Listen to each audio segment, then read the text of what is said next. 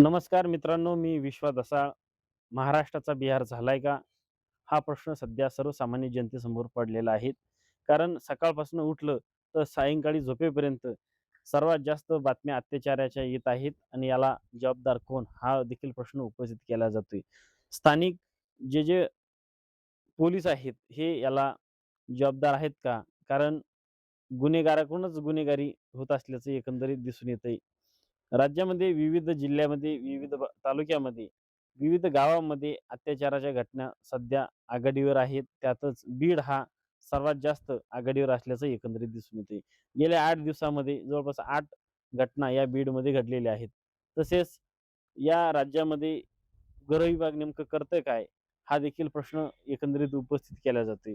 सध्या स्त्री ही सुरक्षित नसल्याचे एकंदरीत चित्र आहेत.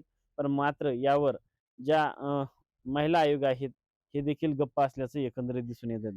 महिला आयोग यामध्ये तातडीने दखल घेत नसल्यानं अत्याचाराच्या घटना दिवसेंदिवस वाढत असल्याचं दिसून येतंय. मित्रांनो, माझ्या पेजला जर फॉलो केलं नसेल, तर फॉलो करा आणि शेअर करा.